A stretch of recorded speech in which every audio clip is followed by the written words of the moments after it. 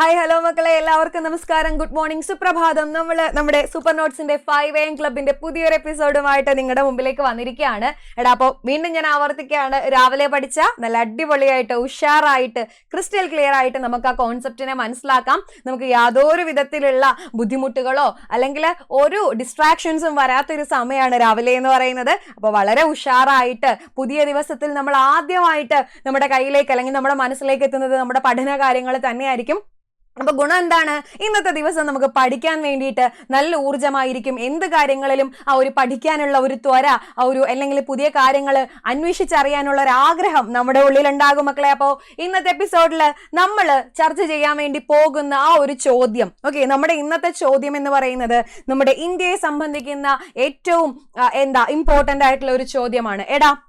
നമുക്കറിയാം, ഇന്ത്യ എന്ന് പറയുന്നത് നാനാത്വത്തിൽ ഏകത്വം, യൂണിറ്റി ഇൻ ഡൈവേഴ്സിറ്റി, ജാതിയിലും മതത്തിലും സംസ്കാരത്തിലും വേഷവിധാനത്തിലും എന്തിന് ഭക്ഷണ രീതിയിൽ ആരാധനാ സമ്പ്രദായങ്ങളിലൊക്കെ ഒരുപാട് വ്യത്യസ്തതകൾ പുലർത്തുന്ന കുറെ അധികം മനുഷ്യർ ഒന്നിച്ച് പാർക്കുന്ന ഇടം നമ്മുടെ ഇന്ത്യ മഹാരാജ്യം. മറ്റൊരു രാജ്യത്തിനും അവകാശപ്പെടാൻ കഴിയാത്തത്ര ഒരു പ്രാധാന്യം, ഒരു പ്രത്യേകതയാണ് നമുക്ക് ഈ യൂണിറ്റി ഇൻ ഡൈവേഴ്സിറ്റി, നാനാത്വത്തിൽ ഏകത്വം എന്ന് പറയുന്ന ഒരു ആശയം കൊണ്ടുതരുന്നത് ആണല്ലോടാ മക്കളെ. അപ്പോ ഈ ഒരു ആശയം നമ്മുടെ ഇന്ത്യയെ കണ്ടെത്തൽ എന്ന് പറയുന്ന ഗ്രന്ഥത്തില് ജവഹർലാൽ നെഹ്റു അദ്ദേഹം പറഞ്ഞു വെക്കുന്നുണ്ട്. നമ്മുടെ ഈ നാനാത്വത്തിൽ ഏകത്വം, നമ്മൾ ഈ ഒന്നിച്ചു നിൽക്കുന്ന ഒരു കേന്ദ്രീകൃതമായ ഒരു ഭരണ വ്യവസ്ഥയ്ക്കും ആ ഒരു ചുറ്റുപാടിനും ഇടയിൽ നമ്മൾ നിൽക്കുന്നു, ഇത്രയും വ്യത്യസ്തതകൾക്കിടയിലും നമ്മൾ നിൽക്കുന്നു എന്ന് പറയുന്നത് അതൊരു വൈകാരികമായ ഒന്നിച്ചു ചേരലാണ്, വൈകാരികമായ ഏതോ ഒരു നൂലാൽ നമ്മളെ ഇന്ത്യക്കാരെ മുഴുവൻ, ഭാരതീയരെ മുഴുവൻ ഒന്നിച്ചു ചേർത്തിരിക്കുന്നു എന്നാ പറയുന്നത്. എത്ര മനോഹരമായ സങ്കല്പമാണ് അല്ലെ.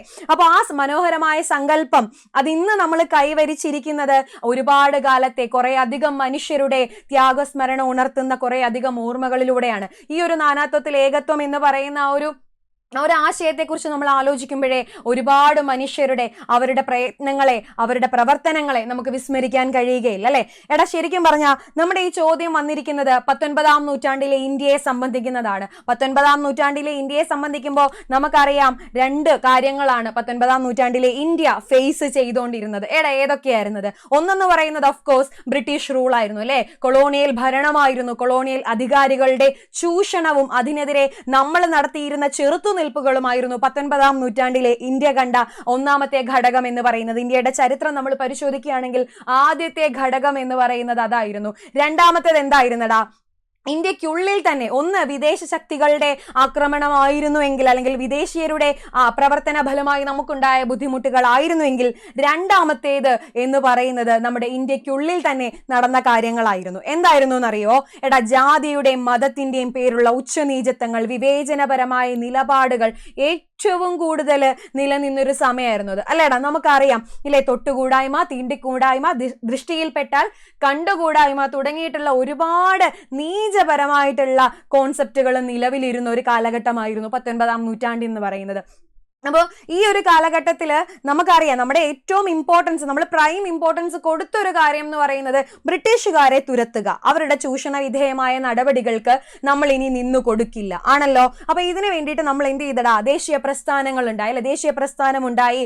അതായത് നമ്മൾ Indians, we are the Indians എന്നുള്ള ഒരു കോൺസെപ്റ്റ് ഇന്ത്യയുടെ ഒട്ടുമിക്ക എല്ലാ ഭാഗങ്ങളിലും ജനങ്ങൾക്കിടയിൽ ഉണ്ടാക്കിയെടുക്കുക എന്നുള്ള ഒരു ചിന്തയുമായി കുറെ അധികം പേര്, രാഷ്ട്രീയ നേതാക്കളൊക്കെ രംഗത്തേക്ക് വന്നു. അപ്പൊ ഇതിനൊരു പ്രശ്നം, ഈ ദേശീയതാ ബോധം നമുക്കിടയിൽ, നമ്മുടെ ഉള്ളിൽ വളർത്തിയെടുക്കുന്നതിന് ഏറ്റവും വലിയൊരു തടസ്സം എന്ന് പറയുന്നത് ഈ പറയുന്ന അൺടച്ചബിലിറ്റി, തൊട്ടുകൂടായ്മ, അല്ലെങ്കിൽ അയിത്ത ചിന്ത, വിവേചനപരമായ അല്ലെങ്കിൽ വർഗത്തെയും വർണ്ണത്തെയും നിറത്തെയും ഒക്കെ അടിസ്ഥാനപ്പെടുത്തിയിട്ടുള്ള ഏറ്റവും വലിയ, സമൂഹത്തിലെ ഏറ്റവും വലിയ പുഴുക്കുത്തെന്ന് നമുക്ക് പറയാൻ കഴിയുന്ന ഈ വക കാര്യങ്ങളായിരുന്നു. അപ്പൊ ഇതിനെ ആദ്യം ഇല്ലാതാക്കണം. എന്നാൽ മാത്രമേ നമ്മുടെ ഒരു മുഖ്യ എതിരാളി, അല്ലെങ്കിൽ നമ്മുടെ ഏറ്റവും വലിയ എതിരാളി എന്ന് പറയുന്ന കൊളോണിയൽ റൂളേഴ്സിനെ, ബ്രിട്ടീഷുകാരെ നമുക്ക് ഇവിടുന്ന് തുരത്തി ഓടിക്കാനായിട്ട് സാധിക്കുകയുള്ളൂ. അപ്പൊ അതിനു വേണ്ടി കുറെ പേര് പരിശ്രമിക്കുകയുണ്ടായടാ. ആ ഒരു ഐക്യത്തിൽ നിന്നും, അല്ലെങ്കിൽ ഈ വിവേചനപരമായ ഈ നടപടികളിൽ നിന്നും നമ്മുടെ ഇന്ത്യ പുതിയൊരു ഉണർവിലേക്ക് എത്തിയതിനെ നമ്മൾ നവോത്ഥാനം, റിനൈസൻസ് എന്ന് വിശേഷിപ്പിച്ചിരുന്നു ആണല്ലോടാ. അപ്പൊ ഈ നവോത്ഥാനത്തിന് വേണ്ടി പരിശ്രമിച്ച ഒരുപാട് പേരുണ്ട്. അതിനെ ബേസ് ചെയ്ത് തന്നെയാണ് നമ്മുടെ സൂപ്പർ നോട്ട്സിന്റെ 5 AM ക്ലബിന്റെ ഈ ചോദ്യം, ഈ എപ്പിസോഡിലെ ചോദ്യം എന്ന് പറയുന്നത്. അപ്പൊ നമുക്ക് ആ ചോദ്യം എന്തായിരുന്നു എന്ന് നോക്കാം. എടാ നമ്മുടെ ചോദ്യം എന്ന് പറയുന്നത് ഇതായിരുന്നു. മക്കളെ ക്ലിയർ ആണെന്ന് വിചാരിക്കുന്നു. മിസ് ഒരു ഇച്ചിരി സൂം ചെയ്ത് കാണിക്കുകയാണ് ആ ചോദ്യം എന്ന് പറയുന്നത്. നോക്കിയേടാ, ചോദ്യം ഇതായിരുന്നു. നോക്കിക്കേ, സാമൂഹിക മത പരിഷ്കരണ പ്രസ്ഥാനവുമായി ബന്ധപ്പെട്ട വസ്തുതകൾ. പരിവ്രാജക, അതായത് അലഞ്ഞു തിരിയുന്ന കാലത്ത്, പരദേശിയായി ദേശാടനം നടത്തി ഇരുന്ന കാലത്ത് വിവേകാനന്ദനെ വേട്ടയാടിയ ഒരു ആശയം വേദാന്തം എങ്ങനെ പ്രായോഗികമാക്കാം എന്നതായിരുന്നു ഒന്നാമത്തെ സ്റ്റേറ്റ്മെന്റ് ആയി. രണ്ടാമത്തത് നോക്കിക്കേടാ, പാശ്ചാത്യ നാഗരികതയുടെ രൂപത്തിൽ ഇന്ത്യയിൽ വന്ന വെല്ലുവിളികളെ പൂർണ്ണമായി നേരിടാൻ റാം മോഹൻ റോയ് ഉണ്ടായിരുന്നു. കൂടാതെ ഒരു പുതിയ തത്വചിന്തയുടെ ആവശ്യകത ശക്തമായി തോന്നി. ഇന്ത്യയാണെങ്കിൽ യഥാർത്ഥ ആത്മീയ പൈതൃകം ത്യജിക്കാതെ പടിഞ്ഞാറ് നിന്ന് ഇറക്കുമതി ചെയ്ത ആധുനികതയെ സ്വാംശീകരിക്കുകയും ചെയ്തു. രണ്ടാമത്തെ സ്റ്റേറ്റ്മെന്റ് ആയി. മൂന്നാമത്തത് നോക്കാടാ, പ്രാർത്ഥനാ സമാജം അനുയായികൾ അവരുടെ ശ്രദ്ധ പ്രധാനമായും സാമൂഹിക പരിഷ്കരണത്തിനാണ് അർപ്പിച്ചത്. പരസ്പര വിവാഹം, തമ്മിലുള്ള ബന്ധം, വിധവകളുടെ പുനർവിവാഹം, സ്ത്രീകളുടെയും അധസ്ഥിത വിഭാഗങ്ങളുടെയും പുരോഗതി. മൂന്നാമത്തെ സ്റ്റേറ്റ്മെന്റ് ആയടാ. ഏറ്റവും ഒടുവിലത്തെ സ്റ്റേറ്റ്മെന്റ് എന്ന് പറയുന്നത് നോക്കിയടാ, ഇന്ത്യയുടെ പുരാതന ആദർശങ്ങളുടെയും സ്ഥാപനങ്ങളുടെയും പുനരുജ്ജീവനവും പുനരവലോകനവും മിക്ക പ്രശ്നങ്ങളും പരിഹരിക്കുമെന്ന് ആനി ബെസന്റ് വിശ്വസിച്ചു. ഇതായിരുന്നു നമ്മുടെ 4 സ്റ്റേറ്റ്മെന്റുകൾ എന്ന് പറയുന്നത്. അപ്പൊ ഓപ്ഷൻസ് ആയിട്ട് നമുക്ക് തന്നിരിക്കുന്നത് ഒന്ന് നോക്കിക്കേടാ. 1, 2, 3, 4 ശരിയാണ് എന്ന് പറയുന്നുണ്ട്. 2, 3, 4 മാത്രമാണ് ശരി എന്ന് പറയുന്നുണ്ട്. 3, 4 ശരി എന്ന് പറയുന്നുണ്ട്. ഇതൊന്നുമല്ല, 2 മാത്രമാണ് ശരി എന്ന് പറയുന്നുണ്ട്. മക്കളെ, ഏതായിരിക്കും അതിൽ ശരി എന്ന് പറയുന്നത്?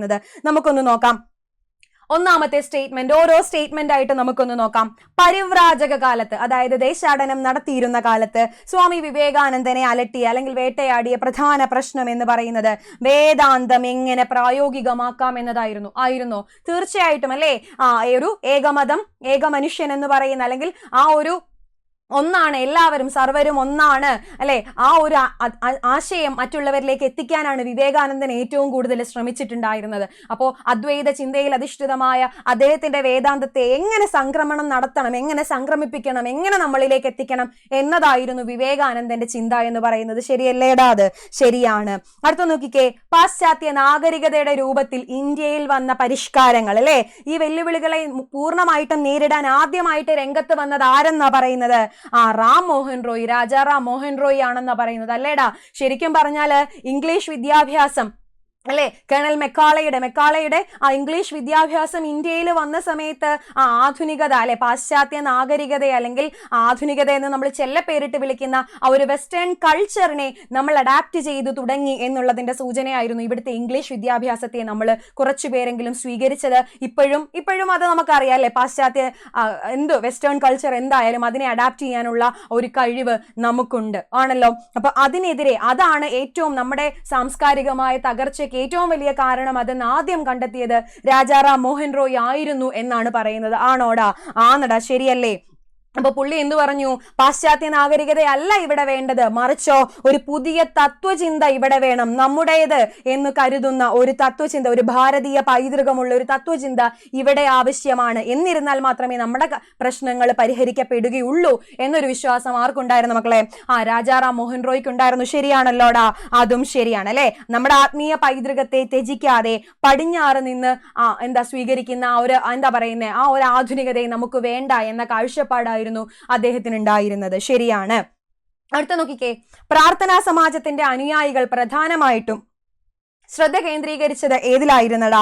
പരസ്പര വിവാഹം, അതുപോലെ സ്ത്രീ പുരുഷ ബന്ധം, അതേപോലെ വിധവകളുടെ പുനർവിവാഹം അല്ലെ, വിധവാ വിവാഹം, അതേപോലെ മിശ്ര വിവാഹം, അതേപോലെ തന്നെ സ്ത്രീകളുടെയും അധസ്ഥിത വിഭാഗങ്ങളുടെയും പുരോഗതി. നമുക്കറിയാം 19-ാം നൂറ്റാണ്ടിലെ ഇന്ത്യ എന്ന് പറയുന്നത് സ്ത്രീകൾക്ക് ഒട്ടും തന്നെ പ്രാധാന്യം കൽപ്പിക്കാത്ത, അവരുടെ വിദ്യാഭ്യാസമായിക്കോട്ടെ അല്ലെങ്കിൽ അവരുടെ വിവാഹമായിക്കോട്ടെ, സാംസ്കാരിക രംഗത്ത് യാതൊരു വിധത്തിലുള്ള സ്ഥാനവും സ്ത്രീക്ക് നൽകിയിരുന്നില്ല എന്നുള്ളത് നമുക്കറിയാം. അപ്പൊ സ്ത്രീകളുടെ വളർച്ചയുണ്ടാവണം, സ്ത്രീകൾക്ക് സാംസ്കാരികമായ ഉന്നതി ഉണ്ടാകണം. അതുപോലെ തന്നെ അധസ്ഥിത വിഭാഗം, നമ്മൾ പറഞ്ഞില്ലേടാ, അയിത്തജാതിക്കാരനാണ് അല്ലെങ്കിൽ കീഴ്ജാതിക്കാരനാണ് എന്ന് പറഞ്ഞ് നമ്മൾ മാറ്റി നിർത്തിയ അല്ലെ, നമ്മുടെ സോഷ്യൽ ഹൈറാർക്കിയിൽ സമൂഹത്തിന്റെ ഒരു ക്രമം ഉണ്ടല്ലോ, ഒരു തട്ടുണ്ടല്ലോ, ആ തട്ടിൽ ഏറ്റവും ഒടുവിൽ നിർത്തിയിരുന്ന കുറച്ച് ആൾക്കാരില്ലേ, അവരെ എന്ത് ചെയ്യണം? അവരാണ് അധസ്ഥിത വർഗക്കാർ. കീഴാളനെന്നും അയിത്തജാതിക്കാരനെന്നും മുദ്രകുത്തിയ അവരില്ലേ, അവരെ ഉയർത്തിക്കൊണ്ടു വരണമെന്ന് പറഞ്ഞു അല്ലേടാ. അപ്പൊ അവരുടെ പുരോഗതി, അതും ലക്ഷ്യമായിരുന്നില്ലേ പ്രാർത്ഥനാ സമാജം? അന്നത്തെ 19ാം നൂറ്റാണ്ടിൽ ഇന്ത്യ കണ്ട സാമൂഹിക പരിഷ്കരണ പ്രസ്ഥാനങ്ങളിൽ ഒന്നായ പ്രാർത്ഥനാ സമാജത്തിന്റെയും ലക്ഷ്യം എന്തായിരുന്നു? ഇത് തന്നെയായിരുന്നു. അതും ശരിയല്ലേടാ? അപ്പൊ 1, 2, 3 ശരിയാണെന്ന് നമുക്ക് വന്നില്ലേ? അടുത്തത് നോക്കിക്കേ, ഇന്ത്യയുടെ പുരാതന ആദർശങ്ങളുടെയും സ്ഥാപനങ്ങളുടെയും പുനരുജ്ജീവനവും പുനരവലോകനവും മിക്ക പ്രശ്നങ്ങളും പരിഹരിക്കുമെന്നാണ് ആനി ബെസന്റ് വിശ്വസിച്ചത്. ആണടാ, ആനി ബെസന്റും അങ്ങനെ തന്നെയാണ് പറയുന്നത്. തിയോസഫിക്കൽ സൊസൈറ്റിയിലൂടെ ആനി ബെസന്റ് പറഞ്ഞതും നമ്മുടെ പ്രാചീന ഭാരതീയ സംസ്കാരം അല്ലെ, നമ്മുടെ ആശയങ്ങൾ, നമ്മുടെ ഭാരതത്തിൻ്റെതായ എന്താ പറയുന്നത്, ഭാരതത്തിന്റെ സ്രോതസ്സിൽ നിന്ന് വാർന്നു വീണിട്ടുള്ള കുറെ ആശയങ്ങളുണ്ട്. ഇതിനെ എന്ത് ചെയ്യണം? നമ്മൾ പുനരുജ്ജീവിപ്പിക്കണം. കൊളോണിയൽ അധികാരികളുടെ എന്താ പറയുന്നത്, അവരുടെ ചൂഷണങ്ങൾക്ക് വിധേയരായി, അവരുടെ നിർബന്ധത്തിന് വശംവദരായി നമ്മൾ എന്ത് ചെയ്യരുത്? പാശ്ചാത്യ നാഗരികതയുടെ പിന്നാലെ പോവുകയല്ല വേണ്ടത്. നമ്മുടെ സമൂഹത്തിന് ഒരു പുനഃക്രമീകരണം വേണമെങ്കിൽ നമ്മുടെ പൈതൃകത്തെ, നമ്മുടെ സംസ്കാരത്തെ നമ്മൾ പിൻപറ്റണമെന്നാണ് ആനി ബെസന്റും പറഞ്ഞത്. അങ്ങനെ വരികയാണെങ്കിൽ നമ്മുടെ ഉത്തരം എന്തെന്ന് വരുവടാ? നമ്മുടെ ഉത്തരം 1, 2, 3, 4 ശരിയാണെന്ന് ഉത്തരത്തിലേക്ക് നമ്മൾ എത്തും. ഇല്ലേ മക്കളെ? ക്ലിയർ ആണെന്ന് വിശ്വസിക്കുന്നടാ? ക്ലിയർ ആണെന്ന് വിശ്വസിക്കുന്നു. 1, 2, 3, 4 ശരിയാണ് എന്നുള്ളൊരു ഇതിലേക്ക് നമ്മൾ എത്തും. ഇല്ലേ? 1, 2, 3, 4 ശരിയാണ് എന്നുള്ളൊരു രീതിയിലേക്ക് നമ്മൾ എത്തും. ഇല്ലേ? 1, 2, 3, 4 ശരിയാണ്. നമുക്ക് 1, 2, 3, 4 നമ്മുടെ ശരിയാണ്. ക്ലിയർ അല്ലേടാ? അപ്പോൾ നമ്മുടെ 4 സ്റ്റേറ്റ്മെന്റും ശരിയാണ്. അങ്ങനെയാണെങ്കിൽ ഞാനൊരു കാര്യം പറയട്ടെ. ഞാൻ പറഞ്ഞായിരുന്നു 19ാം നൂറ്റാണ്ടിൽ ഇന്ത്യ കണ്ട 2 പ്രധാന പ്രശ്നങ്ങൾ. ഒന്ന് എന്ന് പറയുന്നത് കൊളോണിയൽ റൂള് തന്നെയായിരുന്നു അല്ലെ, ബ്രിട്ടീഷ് ഭരണവും അതിനെതിരെ നമ്മൾ നടത്തിയ ചെറുത്തുനിൽപ്പുകളും തന്നെയായിരുന്നു. രണ്ടാമത്തെ പ്രശ്നം എന്ന് പറയുന്നത് ഇന്ത്യക്കുള്ളിൽ നടന്ന സാമൂഹികമായ ദുരാചാരങ്ങൾ അല്ലെ. എന്തൊക്കെയായിരുന്നടാ? ശൈശവ വിവാഹം, 12 വയസ്സിൽ താഴെയുള്ള പെൺകുട്ടികളെ വിവാഹം കഴിച്ച് അയപ്പിക്കുന്നു അല്ലെ. സതി എന്ന് പറയുന്ന ദുരാചാരം ഇല്ലേ. ഭർത്താവ് മരിച്ചു കഴിഞ്ഞാൽ ഭാര്യ ചിതയിൽ ചാടി മരിക്കണമെന്നും അതിന് തയ്യാറാകാത്തവളെ നിർബന്ധപൂർവം കൊണ്ട് ചിതയിലിടുന്ന ഏറ്റവും വൃത്തിഹീനമായിട്ടുള്ള, ഏറ്റവും നീചമായിട്ടുള്ള ഒരു നടപടി എന്ന് പറയുന്നത്. പിന്നെയോ നമ്മൾ പോളിഗമി, ബഹുഭാര്യാത്വം എന്ന് പറയുന്നത് അല്ലെ. ഒരാൾക്ക് എത്ര വേണമെങ്കിലും സ്ത്രീകളെ വിവാഹം കഴിക്കാം. അതും 60ഉം 70ഉം വയസ്സായ അത്രയും പ്രായമായ ആളുകൾ വിവാഹം കഴിച്ചുകൊണ്ടിരുന്നത് വളരെ ചെറുപ്പക്കാരികളായ കുട്ടികൾ, അതും ഈ പറയുന്ന 12 വയസ്സിൽ താഴെയുള്ള കുഞ്ഞുങ്ങളൊക്കെ തന്നെ ആയിരിക്കാം. അപ്പൊ ഇത്തരത്തില് സമൂഹം അധപ്പതിച്ചു പോയ, അരാജകത്വത്തിലേക്ക് പോയ ഒരവസ്ഥ നമുക്കുണ്ടായിരുന്നു. അതിനെയും ഉച്ചാടനം ചെയ്യണം. അങ്ങനെ 2 പ്രശ്നങ്ങൾ, ഈ 2 പ്രശ്നങ്ങളായിരുന്നു 19ാം നൂറ്റാണ്ടിൽ ഇന്ത്യ അല്ലെ. 19ാം നൂറ്റാണ്ടിലെ ഇന്ത്യ ഫേസ് ചെയ്ത പ്രധാന 2 പ്രശ്നങ്ങൾ. അതില് ബ്രിട്ടീഷുകാരെ നമ്മൾ എതിരിട്ട് നിൽക്കണമെങ്കിൽ നമുക്ക് എന്ത് വളർത്തണം? ഓരോ ഇന്ത്യക്കാരനിലും നമ്മൾ ഭാരതീയനാണ്, നമുക്കുള്ളിൽ ദേശീയത വളർത്തണം. ദേശീയത വളർത്തണമെങ്കിൽ നമ്മൾ എന്ത് ചെയ്യണം? നമ്മൾ ഒന്നിച്ചു നിൽക്കണം, നമ്മൾ ഒറ്റക്കെട്ടായിട്ട് നിൽക്കണം. നമ്മൾ ഒറ്റക്കെട്ടായിട്ട് നിൽക്കണമെങ്കിൽ എന്ത് ചെയ്യണോടാ? നമ്മുടെ അയിത്ത നിർമാർജനം നടക്കണം. ഈ അയിത്ത നിർമാർജനത്തിന് വേണ്ടി പ്രവർത്തിച്ചവരാണ് രാജാറാം മോഹൻ റോയ് ആയിക്കോട്ടെ, ആനി ബെസന്റ് ആയിക്കോട്ടെ, അല്ലെങ്കിൽ സ്വാമി വിവേകാനന്ദനിൽ തുടങ്ങി ഓരോരുത്തരുടെയും ആശയങ്ങൾ ഇതൊക്കെ ആയിരുന്നു. അപ്പോ ഈ ചോദ്യം അല്ലെ, 19ാം നൂറ്റാണ്ടിലെ ഇന്ത്യയുടെ സാംസ്കാരിക രംഗം എന്തായിരുന്നു ഫേസ് ചെയ്തത്? നമ്മൾ അതിൽ നിന്ന് നാനാത്വത്തിൽ ഏകത്വം എന്ന് പറയുന്ന വിശാലമായ കാഴ്ചപ്പാടിലേക്ക് എങ്ങനെ എത്തി എന്ന് കണ്ടുപിടിക്കണമെങ്കിൽ ഈ ചോദ്യം വന്ന വഴി നമ്മൾ അറിയണ്ടേടാ. ഈ ചോദ്യം വന്നിരിക്കുന്നത് എവിടെ നിന്നാ മക്കളെ? ഈ ചോദ്യം വന്നിരിക്കുന്നത് 10ാം ക്ലാസ്സിലെ സോഷ്യൽ സയൻസ് പുസ്തകം, സോഷ്യൽ സയൻസ് 1ാം പുസ്തകം, അതായത് ഹിസ്റ്ററിയുടെ പുസ്തകം, സോഷ്യൽ സയൻസിന്റെ ഹിസ്റ്ററിയുടെ പുസ്തകത്തിൽ നിന്നാണ് വന്നിരിക്കുന്നത്. അതിനു മുമ്പ് ഈ ചോദ്യം വന്നത് എവിടെ നിന്നാണെന്നറിയുമോ? ഈ ചോദ്യം 2023 ഡിഗ്രി പ്രിലിംസിന്റെ ചോദ്യമായിരുന്നു.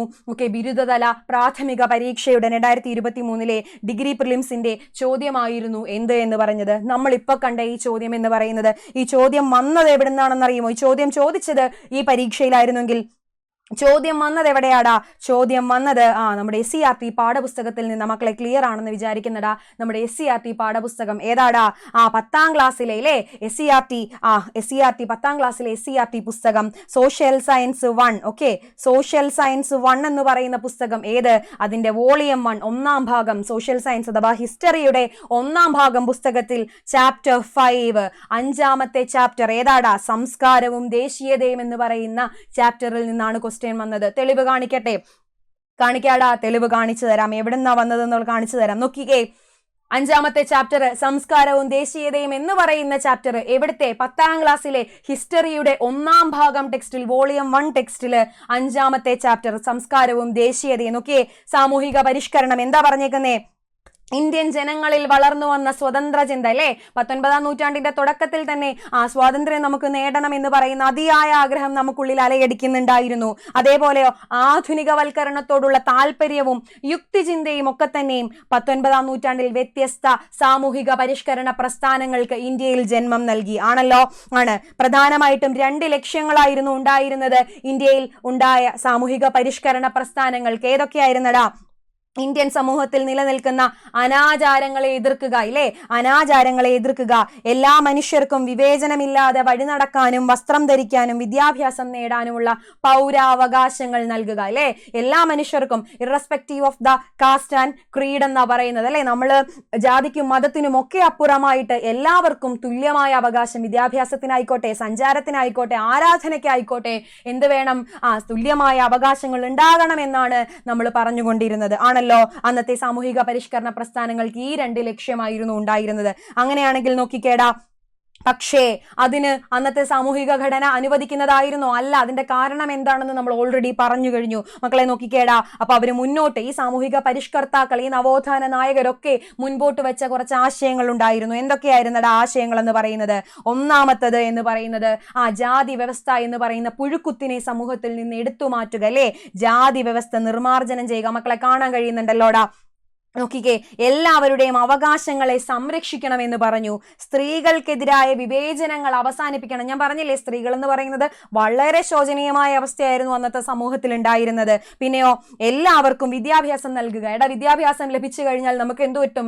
നമുക്ക് അറിവ് കിട്ടും. അറിവ് കിട്ടിയാൽ നമ്മൾ നമ്മുടെ അവകാശത്തെ പറ്റി, നമ്മുടെ നിലനിൽപ്പിനെ പറ്റി നമ്മൾ ബോധവാന്മാരാകും, നമ്മൾ ചോദ്യം ചെയ്തു തുടങ്ങും. അതുകൊണ്ടാണ് ജന്മിത്ത വ്യവസ്ഥിതിയിൽ എന്ത് ചെയ്യാഞ്ഞത്? താഴ്ന്ന ജാതിക്കാരന് വിദ്യാഭ്യാസം നിഷേധിച്ചിരുന്നത്. കാര്യം എന്താ? വിദ്യാഭ്യാസം ലഭിച്ചാൽ അവൻ അവന്റെ അവകാശങ്ങളെ കുറിച്ച് ബോധമുണ്ടാകും, അവൻ കൈ ചൂണ്ടി നിന്ന് ചോദ്യം ചെയ്യാൻ ശ്രമിക്കും. പക്ഷേ ആ ചോദ്യം ചെയ്യലിനെ ഇല്ലാതാക്കാൻ വേണ്ടി അവര് കാണിച്ച തന്ത്രമായിരുന്നടാ വിദ്യാഭ്യാസത്തിൽ നിന്ന് നമ്മളെ പുറത്താക്കുക എന്ന് പറയുന്നത്. ആ ബോധം ആർക്ക് വന്നു? നമ്മുടെ സാമൂഹിക പരിഷ്കർത്താക്കൾക്കൊക്കെ വന്നു. അതുകൊണ്ട് എല്ലാ വിഭാഗങ്ങൾക്കും വിദ്യാഭ്യാസം തുല്യമായി ഉറപ്പുവരുത്തണം എന്ന ആശയം അവര് മുന്നോട്ട് വെച്ചു, അല്ലെ. പിന്നെയോ വിധവാ പുനർവിവാഹം, അല്ലെ, വെറുതെ എന്താ പറയുന്നത്, തീച്ചൂളയിലേക്ക് എടുത്തു ചാടി അല്ലെങ്കിൽ സതി അനുഷ്ഠിച്ച് ജീവിതം ഹോമിക്കപ്പെടേണ്ടവളല്ല എന്ന് പറയുന്നത്. അവൾക്ക് വീണ്ടും വിവാഹം ഉണ്ടാകണം, അവൾ വീണ്ടും സംരക്ഷിക്കപ്പെടേണ്ടവളാകണം, അവൾക്ക് വീണ്ടും സമൂഹത്തിൽ സ്ഥാനം ഉണ്ടാകണം എന്ന് തെളിയിച്ചുകൊണ്ട് വിധവാ പുനർവിവാഹം നടക്കണമെന്നു അന്ന് പറഞ്ഞു. പിന്നെ പൗരോഹിത്യ മേധാവിത്വം, പുരോഹിതനാണ് സമൂഹത്തിന്റെ ഉയർന്ന ശ്രേണിയിൽ. നമ്മൾ പറയില്ലേ, അല്ലെ, എന്തായിരുന്നു ആദ്യം ഉണ്ടായിരുന്നത്? ബ്രാഹ്മണനായിരുന്നു. നമ്മള് ചാതുർവർണ്ണയ വ്യവസ്ഥ പറയാറുണ്ടല്ലേ, ബ്രാഹ്മണനും ക്ഷത്രിയനും വൈശ്യനും ഏറ്റവും ഒടുവിലാണ് ശൂദ്രൻ, അടിമ വിഭാഗവും ഉണ്ടായിരുന്നത്. പക്ഷെ ബ്രാഹ്മണൻ, അതായത് പുരോഹിതന്മാർക്ക് സാമൂഹിക ശ്രേണിയിൽ ഉയർന്ന സ്ഥാനം കൊടുത്തതിനെ എന്താക്കണം? മാറ്റണം. പൗരോഹിത്യ മേധാവിത്വത്തെ എടുത്തു മാറ്റണം. അവരും നമ്മളെ പോലെ മനുഷ്യര് തന്നെയാണ്. ശൈശവ വിവാഹം ഇല്ലാതാക്കണം, അല്ലെ, കുട്ടികളെ ചെറുപ്പത്തിലെ വിവാഹം കഴിച്ചു വിടുന്ന ആ ഒരു വൃത്തികെട്ട ഏർപ്പാട് അത് ഇല്ലാതാവണം. ഇതൊക്കെയായിരുന്നു അന്നത്തെ സാമൂഹിക പരിഷ്കർത്താക്കൾ അവരുടെ കോർ ഏരിയാസ്. അവർ ഏറ്റവും കൂടുതൽ ശ്രദ്ധിച്ചത് ഈ പറയുന്ന മേഖലകളൊക്കെ ആയിരുന്നു, ഇല്ലേടാ. പിന്നെ അവരെന്ത് പറഞ്ഞടാ? അപ്പൊ ഇതിനൊക്കെ വേണ്ടിയിട്ട് ആരൊക്കെ വന്നു, അല്ലെ, ഇതിനു വേണ്ടിയിട്ട് ഈ ലക്ഷ്യങ്ങളൊക്കെ മുന്നിൽ കണ്ടുകൊണ്ട് ആരൊക്കെ വന്നു എന്നുള്ളതാ നമ്മൾ നോക്കാൻ വേണ്ടി പോകുന്നേ. നോക്കിയേടാ, ഇത്തരത്തിൽ ഇന്ത്യൻ സമൂഹത്തിന്റെ, മക്കളെ കാണാൻ കഴിയുന്നുണ്ടല്ലോടാ, ഇത്തരത്തിൽ ഇന്ത്യൻ സമൂഹത്തിന്റെ ആധുനികവൽക്കരണത്തിനായിട്ട് വാദിച്ച ആദ്യ വ്യക്തി ആരായിരുന്നു? രാജാറാം മോഹൻ റോയ്. അതുകൊണ്ട് തന്നെ നമ്മൾ അദ്ദേഹത്തെ ഇന്ത്യൻ നവോത്ഥാനത്തിന്റെ പിതാവ് എന്ന് വിളിക്കുന്നു, അല്ലെ. അദ്ദേഹം എന്ത് ചെയ്തു? ജാതി വ്യവസ്ഥയെയും സതി എന്ന് പറയുന്ന ദുരാചാരത്തെയും അദ്ദേഹം എതിർത്തു, അല്ലെ. സതിയെയും ജാതി വ്യവസ്ഥയും അദ്ദേഹം എതിർത്തു. അദ്ദേഹത്തിന്റെ പ്രവർത്തന മേഖല എന്ന് പറയുന്നത് എവിടെയായിരുന്നടാ? ബംഗാളിലായിരുന്നു, അല്ലെ. ബംഗാളിൽ ബ്രഹ്മസമാജം എന്ന് പറയുന്ന പ്രസ്ഥാനം അദ്ദേഹം സ്ഥാപിക്കുകയുണ്ടായി. രാജാറാം മോഹൻ റോയ് സ്ഥാപിക്കുകയുണ്ടായി, അല്ലെ. അദ്ദേഹം എന്ത് ചെയ്തു? വിവിധ ജാതികളായി, വിവിധ മതങ്ങളായിട്ട് വിഭജിക്കപ്പെട്ട ഇന്ത്യൻ സമൂഹത്തെ ഒന്നിച്ചു കൊണ്ടുവരിക, ഒരൊറ്റ യൂണിറ്റ് ആക്കി മാറ്റുക, ഒറ്റ സമൂഹമാക്കി മാറ്റുക എന്നതായിരുന്നു ആരുടെ ലക്ഷ്യം? രാജാറാം മോഹൻ റോയിയുടെ ലക്ഷ്യം എന്ന് പറയുന്നത്. ആണല്ലോ. അങ്ങനെ നമുക്കുള്ളിൽ ഒരു ദേശീയ ബോധം ഉണ്ടാക്കിയെടുക്കുക, നമ്മൾ ഒറ്റക്കെട്ടാണ്, നമ്മൾ ഒരേ തൂവൽ പക്ഷികളാണെന്നുള്ളൊരു ധാരണ ഉണ്ടാക്കിയെടുക്കുക എന്നതായിരുന്നു അദ്ദേഹത്തിന്റെ ലക്ഷ്യം. ആണല്ലോ. അങ്ങനെ രാഷ്ട്രപരമായിട്ട് അല്ലെങ്കിൽ രാഷ്ട്രത്തിന്റെ ഒരു ഐക്യം കൊണ്ടുവരാനും, നമ്മളൊരു ഏകഭരണത്തിന് കീഴിലാകണം, നമ്മൾ വ്യത്യസ്തരായി ചിന്നിച്ചിതറി പോവേണ്ടവരല്ല, ആ ഒരു ഏകത്വം നമുക്കിടയിൽ കൊണ്ടുവരണം എന്ന് തെളിയിക്കാൻ ആർക്ക് പറ്റി? രാജാറാം മോഹൻ റോയ്ക്ക് പറ്റിയടാ.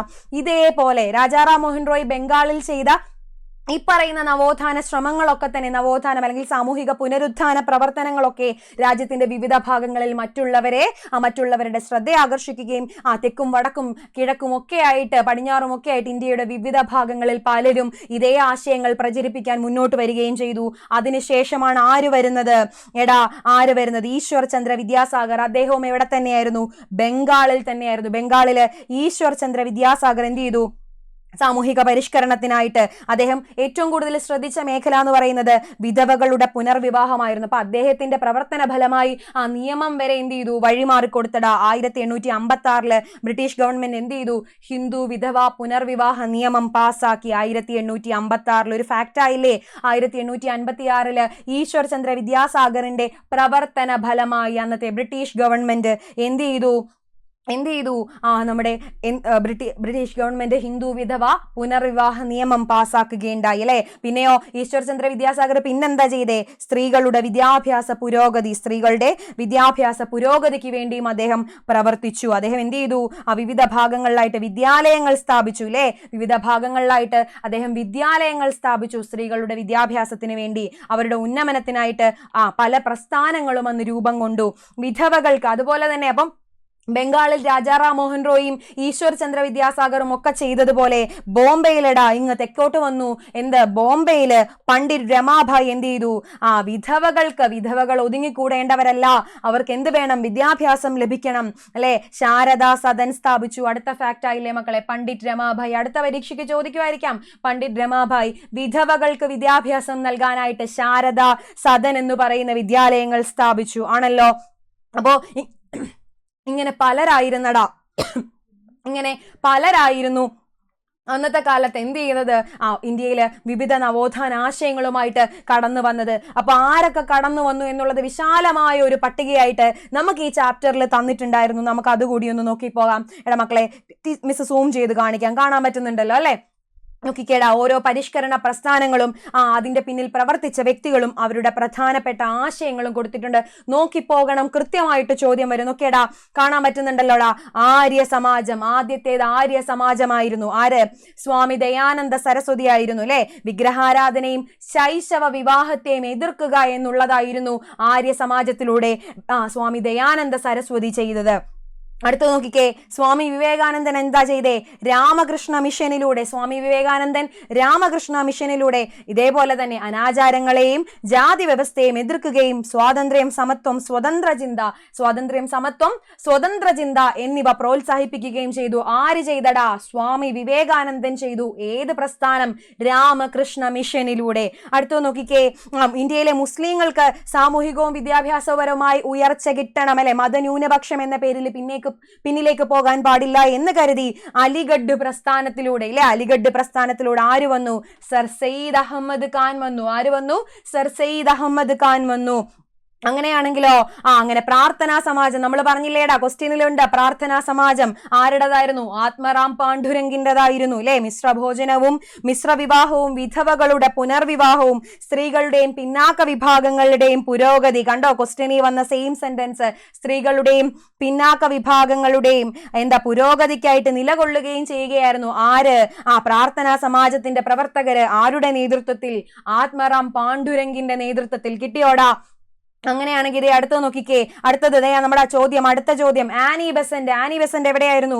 തിയോസഫിക്കൽ സൊസൈറ്റിയുമായിട്ട്. ഹിന്ദു മതത്തിന്റെ പുനരുദ്ധാനം അവിടെയല്ലേ പറഞ്ഞത്? നമ്മൾ പാശ്ചാത്യ ആധുനികതയെ തേടിയല്ല പോകേണ്ടത്. ഭാരതീയ പൈതൃകത്തിന്റെ, നമ്മുടെ സംസ്കാരത്തിന്റെ പുനരുജ്ജീവനമാണ് നമ്മുടെ പ്രശ്നങ്ങളുടെ പരിഹാരം എന്ന് ആര് പറഞ്ഞു? ആനി ബെസന്റ് തിയോസഫിക്കൽ സൊസൈറ്റിയിലൂടെ പറഞ്ഞു. അങ്ങനെയാണെങ്കിൽ ഹിതകാരിണി സമാജവുമായിട്ട് വീരേശലിംഗം ഉണ്ടായിരുന്നു. അദ്ദേഹവും വിധവകളുടെ പുനർവിവാഹവും സ്ത്രീകളുടെ വിദ്യാഭ്യാസത്തിനും അനുകൂലമായിട്ട് പ്രവർത്തിച്ച വ്യക്തിയായിരുന്നു. പിന്നെയോ ജ്യോതിബ ഫൂലെയുടെ നേതൃത്വത്തിൽ സത്യശോധക് സമാജം ഉണ്ടായിരുന്നടാ. അവിടെയും പൗരോഹിത്യ മേധാവിത്വത്തെ എതിർക്കുകയും ദുരാചാരങ്ങളെ എതിർക്കുകയും കൂടെ അധസ്ഥിത വിഭാഗം, ന്യൂനപക്ഷങ്ങൾക്ക്, പിന്നാക്ക വിഭാഗങ്ങൾക്ക് സഹായമായിട്ട് പ്രവർത്തിക്കുകയും ചെയ്തു. ആരടാ? ജ്യോതിബ ഫൂലെ സത്യശോധക് സമാജത്തിലൂടെ. അങ്ങനെയാണെങ്കിൽ പെരിയോർ ഇ വി രാമസ്വാമി നായ്ക്കർ എന്ത് ചെയ്തു? സ്വാഭിമാന പ്രസ്ഥാനത്തിലൂടെ പെരിയോർ ഇ വി രാമസ്വാമി നായ്ക്കർ എന്ത് ചെയ്തു? സ്വാഭിമാന പ്രസ്ഥാനത്തിലൂടെ എന്താടാ ചെയ്തേ? ബ്രാഹ്മണ മേധാവിത്വത്തെയും ജാതി വ്യവസ്ഥയും എതിർക്കുകയാണ് ഉണ്ടായത്. ഏറ്റവും ഒടുവിൽ ഇതേ സമയത്ത് തന്നെ കേരളത്തിൽ ശ്രീനാരായണ ഗുരുവിന്റെ നേതൃത്വത്തിൽ ശ്രീനാരായണ ധർമ്മപരിപാലന സംഘം, ഇല്ലേ മക്കളെ, ശ്രീനാരായണ ധർമ്മപരിപാലന യോഗം അല്ലെങ്കിൽ SNDP വന്നു. SNDPയുടെയും ഉദ്ദേശം എന്തായിരുന്നു? പിന്നാക്ക വിഭാഗത്തിന് വിദ്യാഭ്യാസം, സാമൂഹികപരമായ ഉന്നമനം കൊണ്ടുവരിക, ജാതി വ്യവസ്ഥകളെയും ജാത്യാചാരത്തെയും ദുരാചാരങ്ങളെയും വിവേചനപരമായ നിലപാടുകളെയും എതിർക്കുക എന്നുള്ളതായിരുന്നു. ഇല്ലടാ, ഇന്ത്യയുടെ വിവിധ ഭാഗങ്ങളിലായിട്ട് ഈ പറഞ്ഞവരൊക്കെ തന്നെയും എന്ത് ചെയ്തു? ഒരേ ആശയത്തിന് വേണ്ടി പ്രവർത്തിച്ചു. ആ ആശയങ്ങളുടെ, അവരുടെ പ്രവർത്തനങ്ങളുടെ, അതിൻ്റെയൊക്കെ വിജയത്തിന്റെ ഫലമായി ഇന്ത്യ ഒരു പുതിയ നവോത്ഥാനത്തിന് അല്ലെങ്കിൽ ഒരു പുതിയ ഉദയത്തിന് ഇന്ത്യൻ സമൂഹം സാക്ഷ്യം വഹിച്ചു. അതുകൊണ്ട് ഞാനും നിങ്ങളും ഒക്കെ അടങ്ങുന്ന സമൂഹം എന്ത് ചെയ്തു? വിദ്യാഭ്യാസം നേടി, അല്ലെ, നമ്മുടെ സമൂഹത്തിലെ പുഴുക്കുത്തുകളെ തുറന്നു കാട്ടാനും അല്ലെങ്കിൽ അതിനെതിരെ പ്രതികരിക്കാനും ഒക്കെ നമ്മൾ തയ്യാറാവുകയും ചെയ്തു. നമുക്കതിന് കരുത്തുണ്ടാവുകയും കെൽപ്പുണ്ടാവുകയും ചെയ്തു. അങ്ങനെയല്ലേടാ വന്നേ. അപ്പൊ ഇവരുടെയൊക്കെ പ്രവർത്തന ഫലമായിരുന്നു. ആ പ്രവർത്തന ഫലം വിജയം കണ്ടതോടൊപ്പം നമ്മുടെ പരീക്ഷയിലെ ഒരു മാർക്കുമായി, അല്ലേടാ. അപ്പോൾ SCERT പാഠപുസ്തകം അറിയാമല്ലോടാ. നമ്മളൊരു PSC ഉദ്യോഗാർത്ഥി ആദ്യം റെഫർ ചെയ്യുന്നത് SCERT പാഠപുസ്തകങ്ങളാണ്. ഇപ്പോൾ NCERTയിൽ നിന്നും ചോദ്യം വരുന്നുണ്ട്, പക്ഷേ SCERTയുടെ പ്രാധാന്യം പോയിട്ടില്ല. നമുക്കറിയാം, പുസ്തകങ്ങൾ, പാഠപുസ്തകങ്ങൾ മാറ്റം വന്നിട്ടുണ്ട്, അല്ലേ. നമ്മൾ തന്നെ സൂപ്പർ നോട്ട്സ് തന്നെ നിങ്ങളെ അറിയിച്ചതാണ് പാഠപുസ്തകങ്ങൾ. 5, 7, 9 അല്ലെ, 5, 7, 9 ക്ലാസ്സുകളിലെ പുസ്തകങ്ങൾ നമ്മൾ ഏറ്റവും കൂടുതൽ റെഫർ ചെയ്യുന്നത് ആ പുസ്തകങ്ങൾ ആയതുകൊണ്ടാണ്. ഇതുകൂടാതെ 1-ാം ക്ലാസ്സും 3-ാം ക്ലാസ്സും പുസ്തകങ്ങൾ മാറിയിട്ടുണ്ട്. 5, 7, 9 ക്ലാസ്സിലെ പുസ്തകങ്ങൾ ഓൾറെഡി മാറിയിട്ടുണ്ട്. ഇനി വരാനിരിക്കുന്ന അക്കാഡമിക് ഇയറിൽ 2, 4, 6, 8, 10 ക്ലാസ്സുകളിലെ പുസ്തകം കൂടി മാറുകയാണ്. അപ്പൊ മാറുന്നു എന്ന് പറയുമ്പോൾ പുതിയ ചില കൂട്ടിച്ചേർക്കലുകൾ ഉണ്ടാകും. ഒന്ന് റീസ്ട്രക്ചർ ചെയ്തിട്ടായിരിക്കും വരുന്നത്. ചോദ്യങ്ങൾ പഴയ പുസ്തകത്തിൽ നിന്നും പുതിയ പുസ്തകത്തിൽ നിന്നും ഉണ്ടാകും. അപ്പോൾ ഏറ്റവും മാറ്റങ്ങളെ ഉൾക്കൊണ്ടുകൊണ്ട് പഠിക്കാൻ നിങ്ങൾ തയ്യാറാകണം. ഞങ്ങൾ നിങ്ങളോടൊപ്പമുണ്ട്.